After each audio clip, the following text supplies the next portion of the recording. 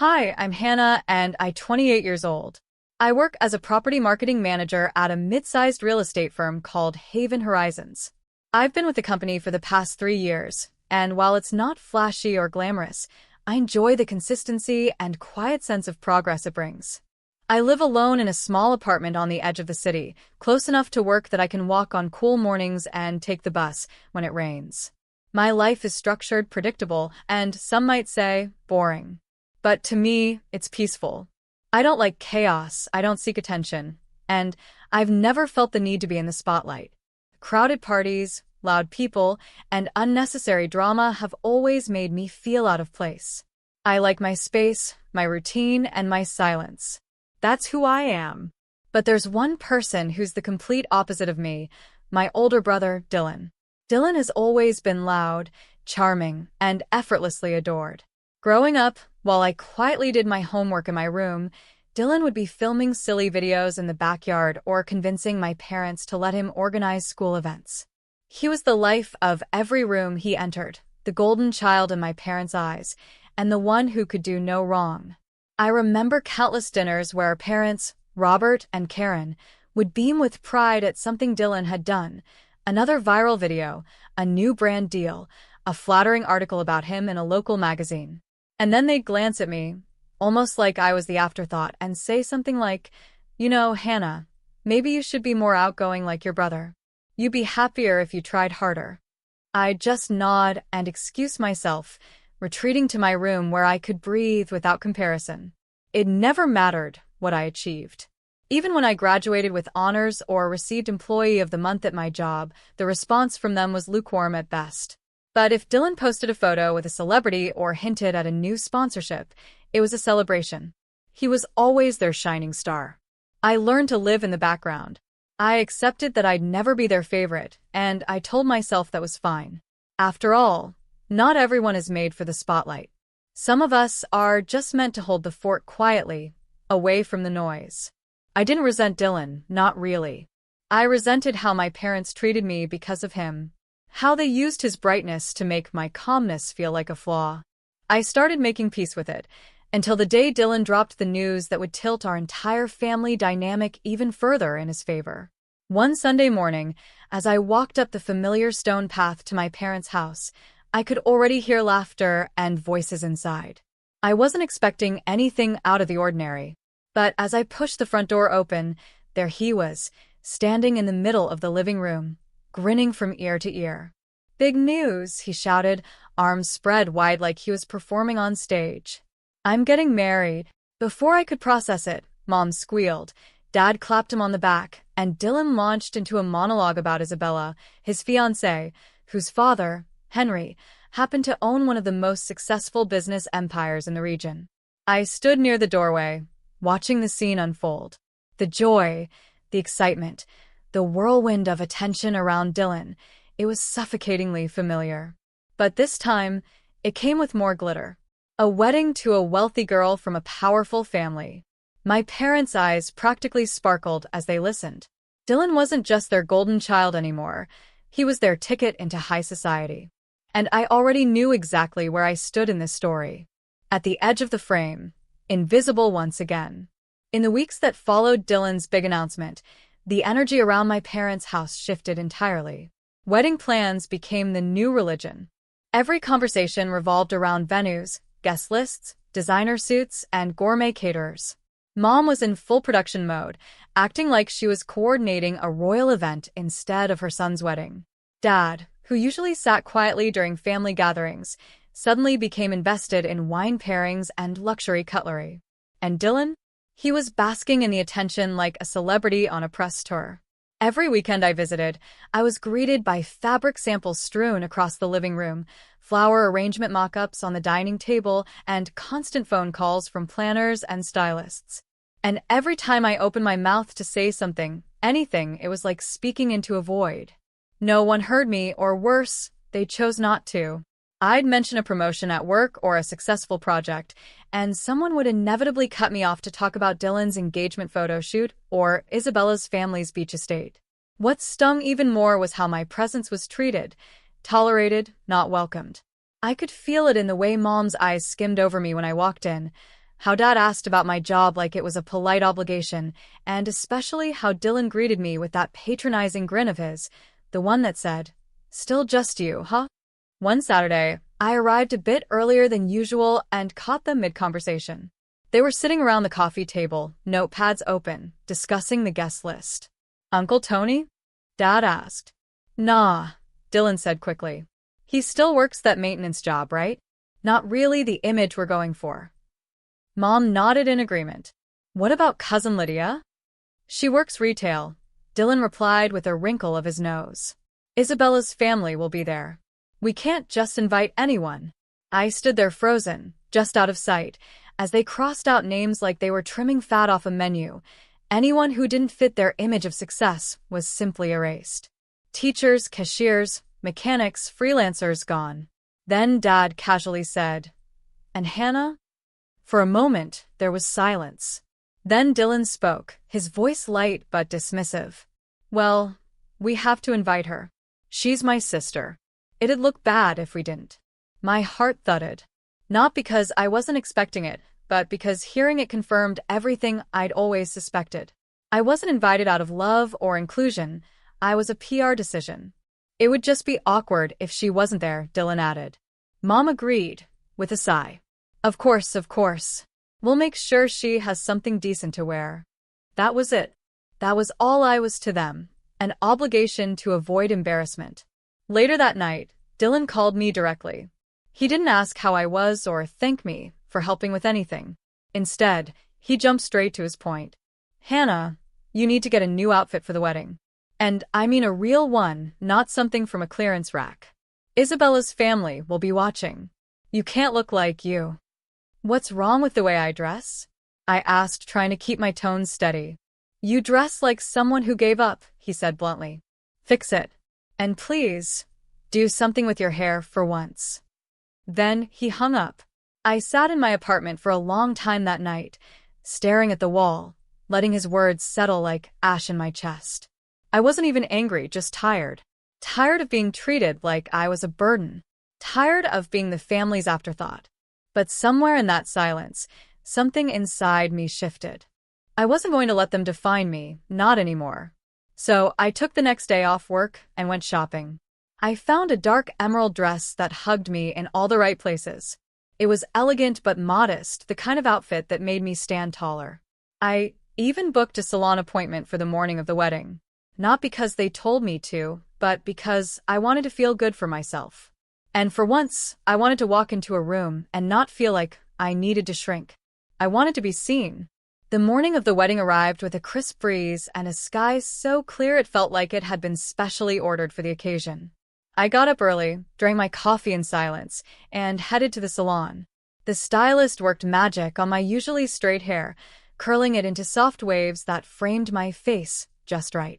My makeup was subtle but flattering, and when I slipped into the emerald green dress, I barely recognized the woman in the mirror. For the first time in a long time, I didn't feel like the background character in someone else's story. I felt like me. Whole. Grounded. Enough. When I arrived at my parents' house, I paused for a moment outside. The front yard had been transformed into a high-end wedding venue. Twinkling fairy lights wrapped around every tree, valet attendants guided luxury cars into place, and soft classical music floated in the air.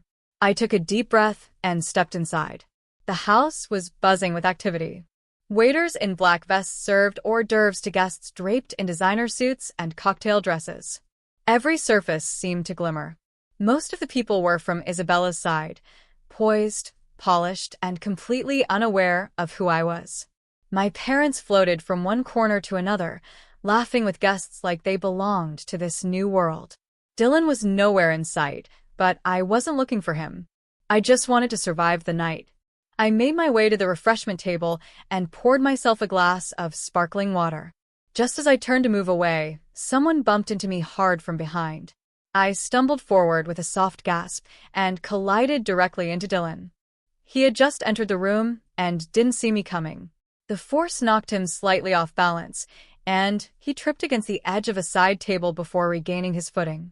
A few guests turned to look. The expression on his face changed instantly.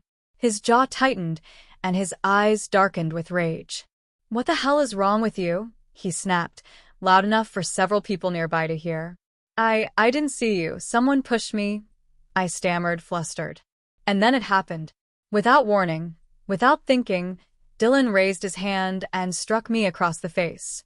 The room fell into stunned silence. The slap echoed louder than the music. My cheek burned, not just from the sting but from the sheer humiliation of it. Everyone turned to look. A few guests gasped.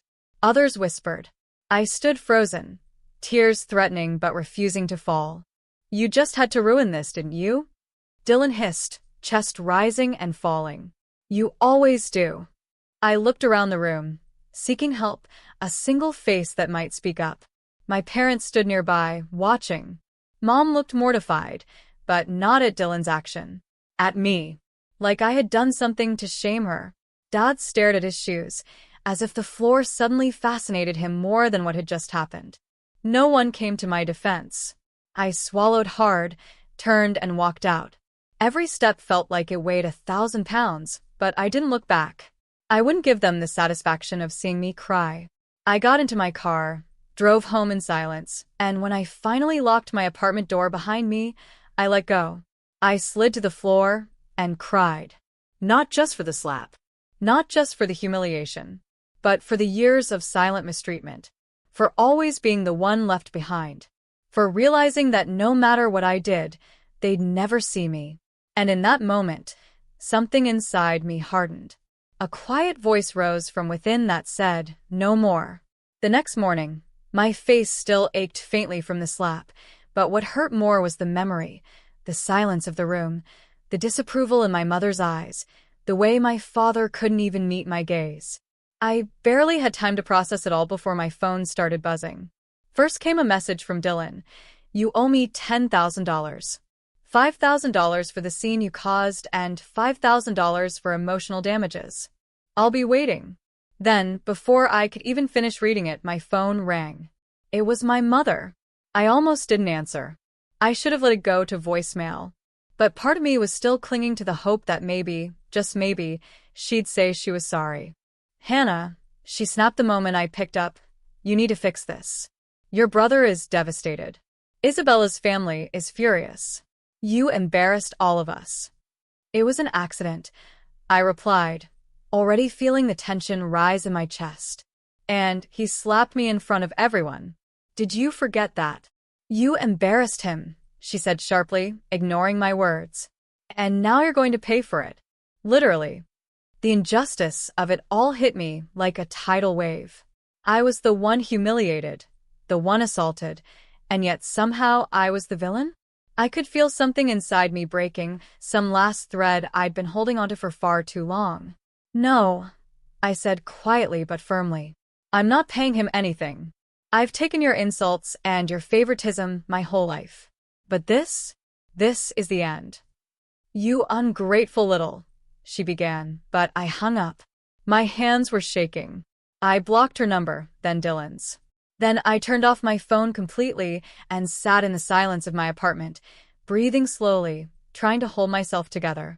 I had spent 28 years being the obedient daughter, the quiet sister, the overlooked one. Not anymore. When I finally turned my phone back on, the barrage of messages from Dylan had only gotten worse. They were vicious, calling me names, mocking my appearance, telling me I'd always be a loser, that I was jealous of him, that I'd die alone in my pathetic little apartment.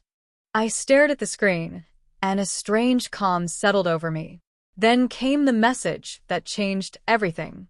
He wrote, "Don't think I care about Isabella. Her family's got money, and I've got charm. Give me 6 months, and I'll have them signing over everything.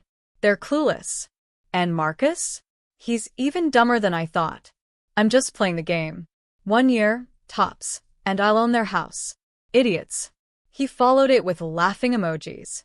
Then another thread about the money he still expected from me. I froze. For a moment, I couldn't even breathe. This wasn't just petty cruelty anymore. This was deception, greed, manipulation. And it wasn't fair. Not to me. Not to Isabella. Not to her family. especially her mother, Margaret, who had been nothing but kind to me during the wedding planning, treating me like I mattered, even when my own family hadn't. They deserved to know. My fingers hovered over my phone for a moment before I searched for Margaret's name. I found her profile on social media. Her account was open. I clicked message. "Hi, Mrs. Margaret," I wrote. "This is Hannah, Dylan's sister. I feel I should properly introduce myself after what happened at the wedding. I wanted to say thank you for being so gracious. I'm also writing because I believe there's something important you need to know." Her reply came quickly. "Oh, Hannah, I've been wanting to reach out. I'm so sorry for what happened. I had a talk with Dylan. He told me he regrets everything and was going to apologize. Has he reached out to you?" I laughed out loud. Not from joy. From disbelief. "No," I typed. "In fact, he's been threatening me, demanding money, and bragging about how he's planning to manipulate your family for wealth. I have proof." Then I began taking screenshots. Every cruel message, every threat, every bragging comment about stealing from Isabella's family. I sent them all one by one. I watched as the scene checkmarks appeared. Then silence. And I knew, just by the stillness of the screen, that everything was about to change. The following weekend passed in a strange, almost eerie silence. No calls. No messages. No passive-aggressive voicemails. Nothing. It was as though my family had vanished, or more likely, they were gathering the pieces of their fractured plans. I tried to go about my usual routine, cleaning the apartment, catching up on emails, even watering the small plant on my windowsill that I usually forgot. But beneath the surface, I was waiting, bracing. And when the knock finally came early Saturday morning, I wasn't surprised. It was loud, angry, and relentless. I walked slowly to the door, peered through the peephole, and saw him, Dylan, face flushed red with rage, hands balled into fists at his sides. "Open this door," he shouted, loud enough to make the walls vibrate. "You backstabbing snake. Open it right now." I didn't. I stood behind the door, calm but firm. "Say what you need to say, Dylan. Then leave." "You ruined everything," he screamed. "You destroyed my life. Isabella called off the wedding. Her family cut all ties with me. Do you even realize what you've done?" I told the truth. I said simply. "They deserve to know." "You did this out of jealousy," he spat. "You've always hated me because I was better than you. This was your revenge." "No," I replied. "This was justice." He unleashed a string of curses, so vile I'm sure my neighbors heard. Then I heard the thud of his footsteps retreating down the hallway, followed by one last scream. "You'll regret this." I didn't. Not even for a second. Within minutes, my phone lit up again, this time my parents. First Mom, then Dad. I ignored both calls, but the messages came pouring in. "What did you do? Your brother is heartbroken. Call Isabella's mother and say you faked those messages. Fix this, Hannah. Fix it now." I didn't reply, but they didn't stop. After a dozen more texts, I finally answered the call, just to end it. "Mom," I said coldly. "Hannah," she began, her voice breathless with panic. "You need to fix this right now. Your brother is devastated. Our reputation." "I'm not fixing anything," I interrupted. Dylan got caught saying exactly what he meant. I didn't force him to write those messages. "You vindictive little," she started. "No," I said again, steady and final. "I'm done being your scapegoat. You let your son slap me in public. You demanded I pay him for your embarrassment. And now that your precious plan has collapsed, you want me to lie to clean up the mess? I won't." "You were always jealous of him," she hissed. "Always trying to bring him down." "No," I whispered. "I just stopped letting him climb on top of me to get higher." Then I hung up. For the last time, I blocked both her and my father's numbers. And in that moment, I felt something I hadn't felt in years. Freedom. Pure and absolute. News traveled quickly. Within days, I heard from my cousin Evelyn that Dylan's wedding had been officially canceled. Not postponed. Not rebranded as something smaller. Fully, publicly, and irreversibly canceled. Isabella had ended the engagement and moved back to her family's estate. Her father Henry had reviewed all the messages, read every word Dylan had written about manipulating them, and made it clear that Dylan would never again be welcome near his daughter or his wealth. Even Margaret, who had once been kind enough to try seeing the good in everyone, had washed her hands of it all. According to Evelyn, she was heartbroken. Not because the wedding was off, but because she had once considered Dylan part of the family. He'd made a fool of her kindness. And Dylan? He spiraled.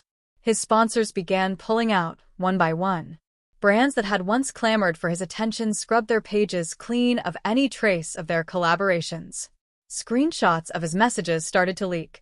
No one could say exactly who shared them, but the timing lined up suspiciously close to a PR rep trying to salvage Isabella's name. Within a week, Dylan went from rising star influencer to arrogant social climber who slapped his own sister at his wedding. The internet turned on him like wolves. His follower count plummeted. A few former collaborators made public statements distancing themselves. One even called him out by name. Then came the business trouble. My father, Robert, who had long prided himself on his conservative financial standing and respectable reputation in the community, began losing clients. A small scandal brewed, questions about ethics, favoritism, and family conflict. Nothing illegal, but enough to shatter trust. Rumors about Dylan's behavior and Robert's response reached the local business circle, and reputations that took decades to build started cracking within weeks. Eventually, they had to sell the house. Mom and Dad quietly moved into a small rental apartment in an aging neighborhood. Dylan, jobless and disgraced, moved back in with them. The dream, the elite life they'd wrapped around Dylan's future, crumbled like paper in the rain. And me? I didn't feel glee. I didn't smile at their downfall. But I also didn't feel guilty. This wasn't revenge. I hadn't set out to destroy them. I had just told the truth and refused to be silent anymore. In the quiet that followed, I focused on my own life. I threw myself into work, and for the first time, it wasn't just about proving myself. It was about building something I could be proud of. I started leading major projects at Haven Horizons, got invited to speak at a real estate conference, and even helped design a marketing campaign that earned the company national attention. I also found a new apartment, a little larger, a little sunnier, and in a neighborhood I'd always loved but never thought I deserved to live in. But now I did. I signed the lease, packed my things, and moved in with a smile. My new place had quiet mornings, a window that caught the evening sun just right, and a sense of peace I had never known in my family's house. It didn't feel like escape. It felt like arrival. A few months passed. My life grew calmer, brighter, more mine. I developed a routine that didn't include their voices, their judgments, or the constant weight of being compared. I went to work, walked home through quiet streets, cooked dinner in a kitchen that felt like home, and sat with a glass of tea by my window, watching the city move without me needing to chase it. For the first time in my life, I wasn't looking for anyone's approval. I didn't need it. Then, one afternoon, I got a message from an unknown number. "Hannah, it's Mom. We need your help." I stared at it for a long time. Not because it was unexpected, but because of how predictable it actually was. After everything, after their silence, their accusations, the slap, the demands, the betrayal, they came back when they needed something. A few hours later, a voicemail followed. Her voice was brittle, fragile, and heavy with forced sweetness. "We're going through a difficult time, sweetheart. Things haven't been easy since the wedding, and your father's been under a lot of stress. Dylan's trying to get back on his feet. We were wondering if you could maybe help us out with rent this month, just until things stabilize. You're doing well, aren't you? You've always been reliable." Reliable. That word hit me like a knife.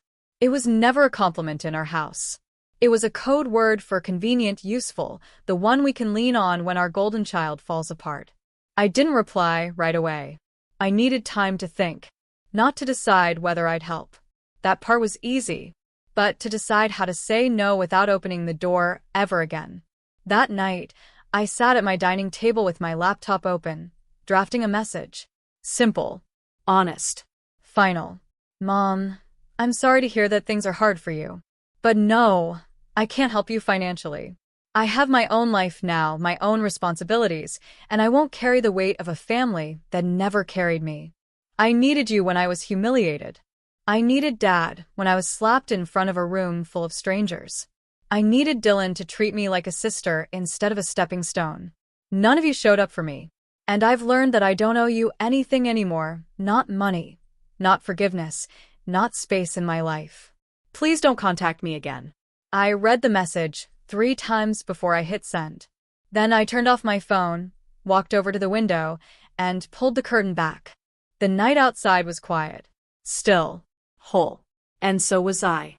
Weeks passed without a single call, message, or unexpected knock on the door.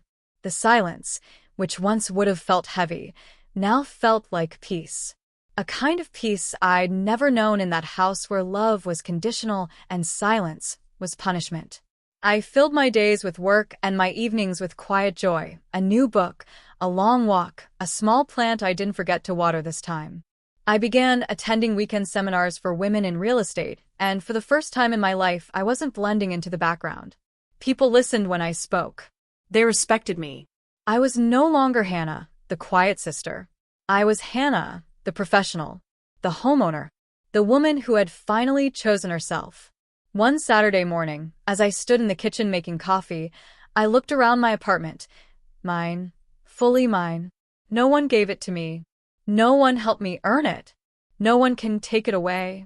There were no gold-framed family portraits, no fake smiles, no suffocating expectations. Just my own reflection in the glass of the patio door and the steady beat of my own quiet life. I had changed. Not in some dramatic, movie-style transformation, but in slow, intentional ways. I no longer shrunk in rooms where others stood tall. I no longer kept my successes to myself out of guilt. I no longer felt the need to defend my silence. It wasn't weakness. It was strength honed through years of being unheard. And as for Dylan, I heard through Evelyn that he was still trying to claw his way back into the spotlight. New content, new image, new fake apologies online. But the internet has a long memory, and public forgiveness is rarely granted to those who never truly ask for it. He was just another has-been influencer in a crowded market of better, kinder people. My parents remained in their quiet rental. Karen occasionally reached out through different numbers or mutual acquaintances, always with some variation of the same message. He's your brother. We're still your parents. You should help. But I didn't respond. I didn't need to. I wasn't their daughter in the way they had defined me, useful only when convenient. I had redefined myself long ago. One evening, I walked past a bridal boutique downtown and paused outside. A young woman stood inside, glowing in a white dress, her friends circling her with laughter and approval. For a brief moment, I imagined what it would have been like to have that. A family that celebrated quietly, held space for each other, showed up when it mattered. But then I reminded myself, I had something better now. I had self-respect. I had peace. I had a life that wasn't built on borrowed love. And as I walked away from the window, I smiled, not because everything was perfect, but because it was finally real. It wasn't until the end of that year, when the first snow dusted the streets and the city lights flickered on a little earlier each day, that I realized I had fully let go. Not just of them, but of the guilt, the self-blame, the years of internalizing every cold glance and dismissive comment. I had carried that weight like a second skin, convinced that maybe, just maybe, if I worked harder, if I stayed quiet enough, good enough, kind enough, they would see me. But they never did, because they never wanted to. And now, it didn't matter anymore. At work, I was offered a senior leadership role on a new national campaign. It was everything I'd quietly worked toward for years, the kind of project that would put my name at the top of the industry. I said yes, without hesitation. My supervisor congratulated me in front of the whole team. And I stood there, smiling, not shyly, not awkwardly, but confidently. That same week, I signed papers for my first home, a small 2-story townhouse on a quiet block with a little garden and wide windows that caught the sunrise. I walked through it after the closing with the keys in my hand, touching the walls, the door frames, the empty shelves. There were no shadows here. No echoes of a family that didn't want me. Just space, wide, open, and waiting. As I unpacked boxes, I came across old photos. Me at school plays, standing off to the side. Me at graduation, smiling while my parents focused on Dylan. Me at birthdays, sitting quietly in the corner while he held center stage. I didn't throw them away. I didn't need to. They didn't hurt me anymore. They were just reminders of a girl who kept waiting to be seen. And she was finally seen by herself. Later that month, a card came in the mail with no return address. Inside was a handwritten note in my mother's familiar cursive. "We're proud of what you've achieved. We miss you. Please consider visiting for the holidays. Dylan is doing better. He regrets what happened. We all do." There was no apology. No acknowledgement of what they'd done. Just a veiled request to return, to pretend nothing had happened. To go back to silence. I folded the card, slid it back into the envelope, and placed it in a drawer I rarely opened. I didn't reply. I wouldn't. Some people deserve second chances. Others deserve the space to feel what they created. And me? I deserve to move forward. Not backward. Not even for a moment. That night, I stood in my new kitchen with a cup of tea, lights low, the wind rattling gently at the windows. I looked out at the snow-covered street, quiet and still. And for the first time in my life, I didn't feel forgotten. I felt free. A year later, my life was nothing like the one I used to know. I had built something solid, on my own terms, with my own hands.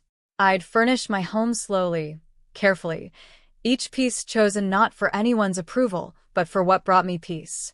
My days were full with meaningful work, respected by my peers, led by a sense of purpose. I no longer flinched at phone calls. I no longer rehearsed what I would say to please anyone. I no longer tiptoed around my own worth.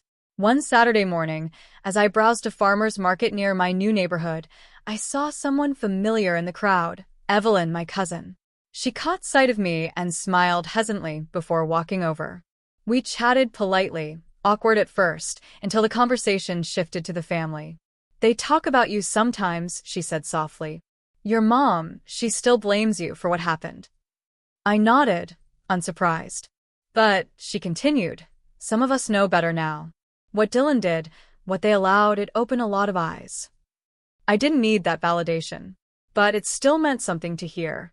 To know that I wasn't the only one who had seen the truth. Before we parted ways, Evelyn added, "You look good, Hannah. Happier than I've ever seen you." "I am," I said and meant it. That night, I sat in my living room, curled up on my couch with a book and soft music playing in the background, and thought about everything that had brought me here. All the pain, the betrayals, the cold silences. The slap. The demand for money. The cruel messages. The collapse of their empire built on image and denial. None of it had broken me. It had shaped me, hardened me where I needed strength, softened me where I'd once been numb. They had lost more than just a daughter. They lost someone who could have stood by them, loved them, supported them without condition, if only they had ever chosen to see her. But I saw her now, in the mirror, in every decision I made. In every moment I said no to what hurt me and yes to what healed me. People often ask if I regret it, cutting them off, walking away, refusing to forgive. I don't, because sometimes peace doesn't come from reconciliation. Sometimes peace comes from release. I sipped my tea, looked out at the stars above my quiet street, and smiled. Some people call it revenge. I call it justice. And finally, peace tastes like freedom. If this story moved you or made you think, don't forget to like the video and share your thoughts in the comments below. We read every message and truly value your voice. And if you want more powerful stories like this one, real, raw, and unforgettable, make sure to subscribe to the channel and turn on notifications so you never miss an update. Thank you for watching. Your support means everything.